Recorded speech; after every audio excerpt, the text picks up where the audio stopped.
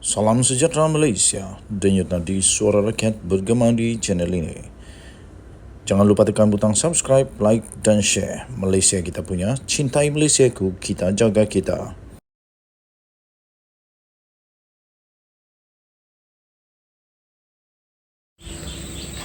Salam sejahtera Malaysia. Sekali lagi saya hairan dan pelik dengan kenyataan-kenyataan daripada veteran-veteran politik. Kalau baru kemarin masuk politik, okeylah kita boleh faham, dia tak faham.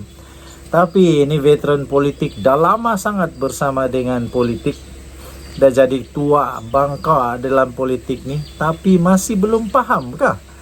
Bagaimana Hadi Awang berkata kerajaan pusat bertukar jika PN menang besar dalam PRN? Kenapa Hadi Awang ni tak faham kah di antara PRN dan PRU? Lagi pula sekarang sudah ada akta lompat parti. Macam mana pula tiba-tiba sahaja ada bertukar kerajaan? Kenapa? Siapa yang mau masuk PAS? Siapa mau masuk Perikatan Nasional? JRS kan nak masuk Perikatan Nasional, GPS kan nak masuk Perikatan Nasional. GPS saya boleh sahkan tak akan. Jadi kalau GPS tak masuk, tak boleh juga jadi kerajaan. UMNO masuk pun tak boleh juga jadi kerajaan. Jadi macam mana pula Hadi Awang kata boleh tukar jika PRN nanti ini PN menang besar? Pelik. Yang kita tahu PRN ini adun, bukannya parlimen. Yang nak bertukar kerajaan tu parlimen. Cuba adakah seseorang di dalam channel ini yang ikut video ini boleh komen apa sebenarnya maksud Hadi Awang ni? Dia tak faham kah? Faham kah? Tak tahulah. Presiden PAS Abdul Hadi Awang mendakwa kerajaan persekutuan akan bertukar sekiranya Perikatan Nasional menang besar dalam pilihan raya negeri di 6 negeri. Macam mana boleh bertukar? Saya pun hairan macam mana boleh bertukar. Yang tambah lagi sekarang ini majoriti yang sokong kerajaan ini lebih daripada 1/3. Lebih daripada 1/3 di parlimen. Bukan sedikit tu. Untuk dia nak cari 112 atau 140 lebih, dia perlu ada 30 lebih yang menyokong pindah kepada Perikatan Nasional. Siapa? Pening. Dalam ceramah di Dewan Undangan Negeri Rantau Negeri Sembilan malam tadi, Timbalan Pengurusi PN itu berkata kemenangan PN sangat penting untuk menukar kerajaan persekutuan. Saya kata, ini saya berani cakap lah, tak payah percaya perkataan kata ini sebab tak betul. Macam mana mungkin menang PRN tukar kerajaan? Tak boleh. PRN 6 negeri ini katanya yang baki ini sangat penting untuk menangkan PN. Perlu menang besar katanya. InsyaAllah kita menang sepenuhnya Kelantan, Kedah dan Terengganu. Kita nak menang juga di Pulau Pinang, Selangor dan Negeri Sembilan katanya. Tapi untuk di Selangor rasanya hampir mustahil, di Pulau Pinang hampir mustahil, di Negeri Sembilan tak pasti sangatlah. Okey, kalau menang ini akan berlaku perubahan kerajaan pusat katanya. Itu maknanya. Katanya di depan lebih 500 hadirin di tapak parking di Merchant Square di Bandar Sendayan malam tadi. Sekali lagi saya tak faham macam mana boleh Anwar tumbang kalau hanya PRN menang. Dia bagaimanapun tidak menjelaskan lanjut bagaimana pertukaran itu boleh berlaku. Malaysia kini mempunyai undang-undang yang melarang anggota parlimen mengalihkan sokongan dengan menyokong parti lain. Tahu pun. Bagaimanapun sesebuah parti bebas mengalihkan sokongan dan membentuk gabungan dengan parti lain. Kecuali lah kalau semua parti itu lompat satu kali semua sama-sama, okeylah. Tapi kalau tidak, macam mana pula dia nak dapat tu? Sementara itu, Hadi yakin PN akan mencapai sasaran itu jika lebih ramai pengundi Melayu keluar mengundi. Kaum lain keluar undi 90%, Melayu 70%. Masih ramai tak nak keluar dakwanya. Kenapa orang tak mau mengundi? Tanyalah Hadi Awang. Hadi pada Disember lalu pernah membuat dakwaan sama bahawa kadar keluar mengundi orang Cina lebih tinggi berbanding orang Melayu, antaranya disebabkan musim umrah. Bagaimanapun penganalisis politik terkenal seperti Brigade Wells menyifatkan dakwaan itu tidak berasas. Katanya, anggaran mendapati seramai 78% orang Melayu keluar mengundi pada PRU 2022 berbanding Cina dengan hanya 69%. Hadi antara pemimpin penting dalam menjatuhkan kerajaan Pakatan Harapan menurut CPH melalui langkah Sheraton pada tahun 2020 yang lalu. Jadi dia sudah beberapa kali menyebut bahwa kerajaan persekutuan akan tumbang dalam masa terdekat, tapi tak tumbang-tumbang juga. Sementara itu, menjawab soalan pemberita, Timbalan Presiden Bersatu Ahmad Faisal Azumu mempertahankan kerajaan persekutuan boleh ditukar dengan berbagai cara, walaupun negara mempunyai akta anti lompat parti. Dia kata, macam-macam cara di negara kita. Macam mana cara dia? Cubalah terangkan satunya. Walaupun ada akta lompat parti katanya, ada proses undang-undang yang boleh dijadikan untuk tukar sebuah kerajaan. Begitu juga dengan kerajaan negeri lain katanya. Ada proses perundangan mengikut perlembagaan yang boleh dibuat, katanya, yang turut hadir ke ceramah tersebut. Saya tak faham macam mana caranya, kecuali usul undi tidak percaya. Itu saja. Dua saja caralah. Selebihnya tidak tahu macam mana cara diorang. Kita tunggulah. Bye-bye. Salam sejahtera Malaysia, denyut nadi suara rakyat bergema di channel ini. Memang ada yang menangislah kali ini. Lepas tinggalkan Bersatu, Faiz umum sedia sertai PKR. Habislah. Muhammad Faiz Naaman menyatakan kesediaannya untuk menyertai gabungan parti kerajaan selepas hanya beberapa jam mengumumkan langkahnya meninggalkan Bersatu. Dia yang juga adalah watak terawal di dalam penubuhan Bersatu berkata, ketika ini PKR dilihat banyak memiliki persamaan dengan dasar yang diperjuangkannya. Bercakap kepada Malaysia kini, Faiz berkata dia terbuka kepada sebarang perlawanan untuk menyertai PKR. Sementara memang menghormati kewujudan parti tersebut. Katanya sebab prinsip-prinsip perjuangan ada yang kena dengan saya. Banyak yang kena, iaitu banyak yang sesuai. Jadi saya terbukalah kepada PKR andai kata mereka dapat melihat saya ini sebagai aset, katanya. Tambahnya lagi, saya pun ada agenda yang lebih kurang sama dengan PKR untuk negara dan memulihkan ekonomi negara semua ini, katanya. Pagi tadi, Faiz telah membuat pengumuman untuk meletak jawatan. Setelah meletakkan jawatan sebagai anggota Majlis Pimpinan Tertinggi MPT Bersatu, selain memuktamadkan langkah meninggalkan parti tersebut. Katanya keputusan tersebut dibuat secara sukarela dan tidak dipengaruhi oleh mana-mana pihak. Mengulas salah tujuannya selepas ini, Faiz berkata, dia mengambil pendekatan tunggu dan lihat dulu selain akan meneliti tawaran yang bakal diterimanya. Katanya, insyaAllah saya tunggu dan lihat sebelum meneliti jika ada perlawanan, tambahnya. Katanya lagi, saya memang dan bersedia untuk berhijrah kepada mana-mana wadah politik, tambahnya. Sementara itu ditanya sama ada tindakannya meninggalkan Bersatu berpunca daripada merajuk selepas beliau tidak dicalonkan dalam pilihan raya di 6 negeri. Ketika ini, Faiz walau bagaimanapun menafikan hal tersebut. Sebaliknya, kata ahli politik yang menjadi pertaruhan Bersatu PN untuk mengalahkan Ahmad Zahid di Bagan Datuk pada PRU 15 November tahun lalu, itu menjelaskan ada banyak faktor menjadi pendorong kepada keputusannya. Katanya kalau nak kata tak dapat jadi calon itu jadi punca, sewaktu saringan MPT untuk PRU 14 dulu pun saya tak dipertandingkan. Tak ada merajuk pun ketika itu. Kerana itu, katanya. Jadi kalau nak kata semata-mata kerana tak jadi calon PRN ini saya merajuk, itu tak betul, katanya. Keputusan hari ini ialah gabungan berbagai faktor yang menyebabkan saya mengambil tindakan yang berat. Bukan semudah tidak menjadi calon saja, katanya. Dalam PRU 15 lalu, Faiz menghadapi pertembungan 4 penjuru.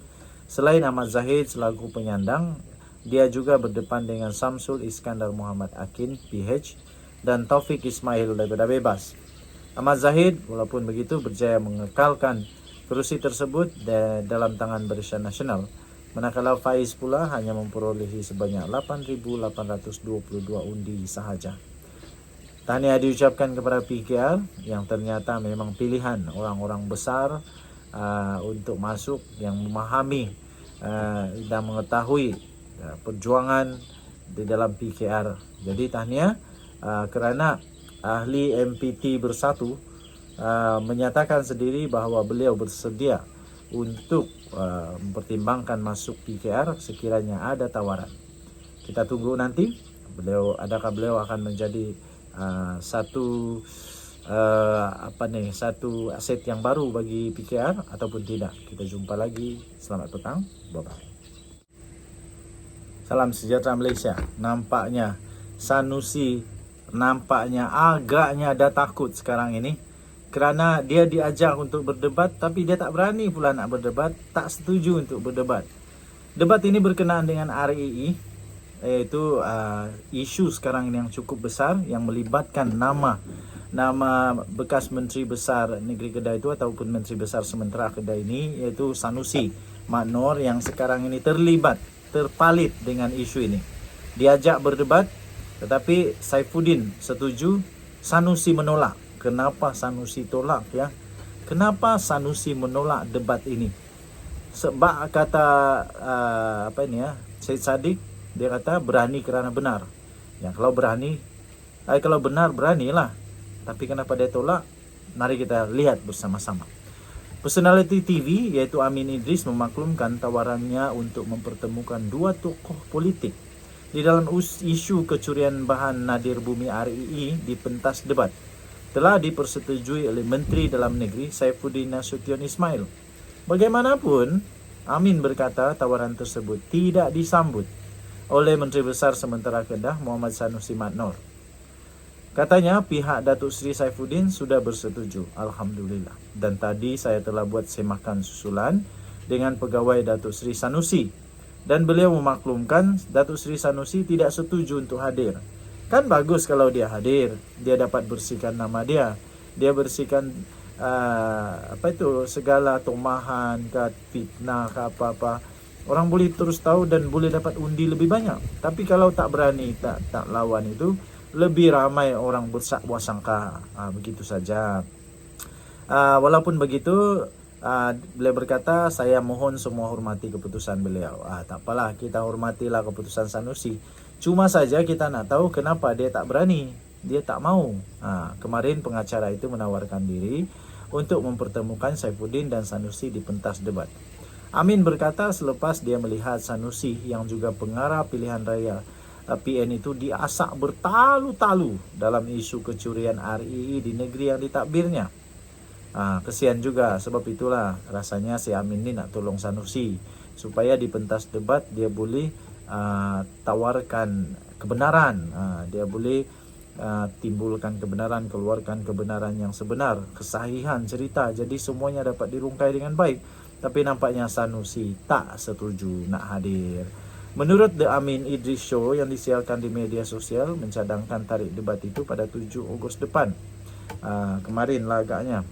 Tapi bergantung kepada persetujuan kedua pihak. Tapi akhirnya Amin berkata tidak dipersetujui, dan mengulas lanjut Amin berkata pihaknya mengucapkan ribuan terima kasih kepada kedua pihak yang bekerjasama dengan baik dalam memberi respon.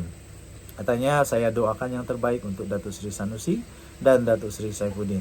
Terdahulu, Saifuddin mendakwa Sanusi yang menerajui Perbadanan Menteri Besar atau MBI Kedah mengetahui kegiatan mencuri REE yang berlaku di Bukit Engang di Sik.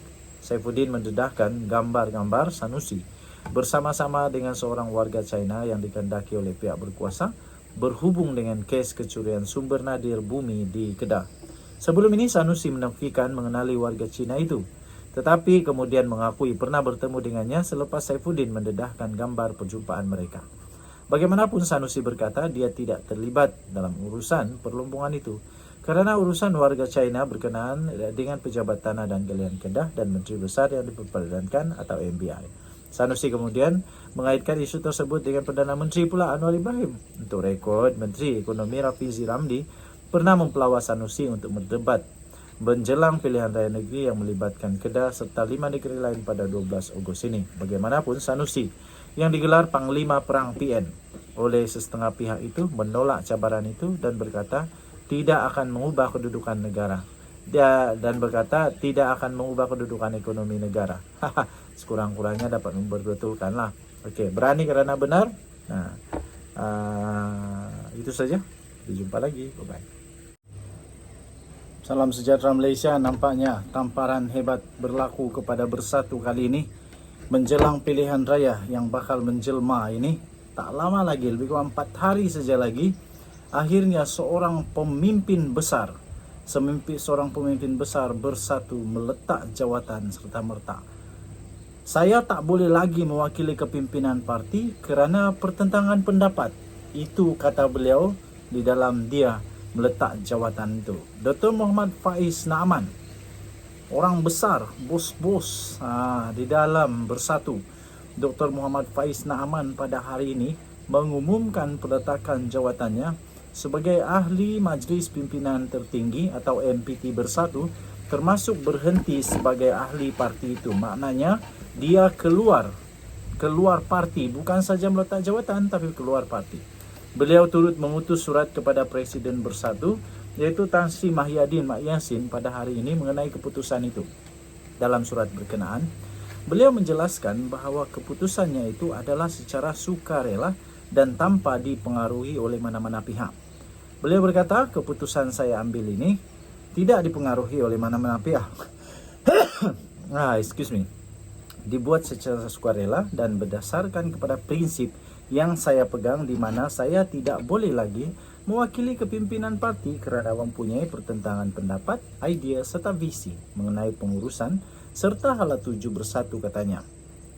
Walaupun begitu, beliau mengucapkan terima kasih di atas segala peluang yang telah diberikan oleh parti selama 7 tahun beliau bersama dengan parti sejak ia ditubuhkan sejak tahun 2016 lagi, katanya. Dalam kenyataan yang berasingan pula, Dr. Muhammad Faiz menjelaskan penamatan keahlian berkenaan dibuat secara berat hati memandangkan beliau antara orang muda yang terawal menyertai Bersatu.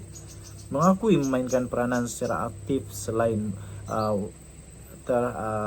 beliau juga adalah walak terhadap saf kepimpinan parti. Beliau sedar jarang diberi peluang serius untuk diperkasakan sebagai pemimpin pelapis, walaupun pada ketika itu Bersatu memegang tampuk kuasa dalam kerajaan pusat sejak 2018 hingga 2021. Beliau juga mendakwa Bersatu sudah terpesong daripada objektif awal penubuhannya yang kononnya untuk menggantikan UMNO dengan memberi lebih ruang kepada ramai anak muda dan muka baru, terutama mempunyai latar belakang bersih yang berkedudukan akademik, dihormati dan mereka yang setia kepada parti daripada mula. Katanya, keputusan kepimpinan parti yang seringkali mengabaikan suara akar umbi pengasas awal dan teguran jentera bawahan menyebabkan Bersatu mengalami kekalahan pada pilihan raya negeri Melaka dan Johor sebelum ini, katanya. Sejarah itu juga bakal berulang dalam PRN di 6 negeri, terutama untuk kerusi Bersatu dalam PRN Selangor sekarang ini, katanya. Tambahnya lagi, pemilihan calon yang berat sebelah kepada pihak kartel tertentu serta calon bidan terjun yang baru dijadikan ahli parti hanya semata-mata untuk dipertandingkan dalam PRN Selangor telah menyebabkan terjadi pemberontakan lebih kurang 9 bahagian Bersatu di Selangor, katanya. Mengulas tentang pemberontakan dalaman itu, beliau berkata ia mengakibatkan insiden membakar bendera Perikatan Nasional secara terbuka sebagai tanda protes akar umbi terhadap percaturan jawatan kuasa pemilihan dan saringan calon yang bertanggungjawab terhadap penamaan calon PRN. Dakwanya lagi, protes tercetus kerana jawatan kuasa berkenaan mengabaikan sentimen penerimaan pihak bahagian dan jentera di lapangan. Katanya lagi, malah kelemahan lembaga disiplin parti yang lambat dan banyak kerana telah menyebabkan watak-watak yang telah keluar dan mengkhianati parti dalam pilihan raya umum PR15 lalu boleh kembali dan mendakwa dirinya masih ahli Bersatu untuk dipilih menjadi calon Perikatan Nasional pada PRN ini, katanya.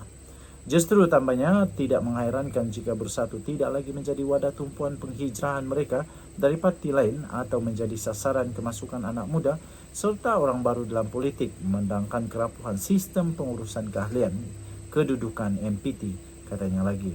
Pada PR15, Dr. Muhammad Faiz pernah bertanding mewakili PN bagi kerusi Parlimen Bagan Datuk dalam pertembungan 4 penjuru dengan penyandang kawasan itu, iaitu Datuk Seri Dr. Ahmad Zahid Hamidi BN, Datuk Seri Samsul Iskandar Muhammad Hakim PH dan Taufik Ismail bebas. Bagaimanapun, beliau telah tewas di kerusi itu apabila hanya memperolehi 8.822 undi.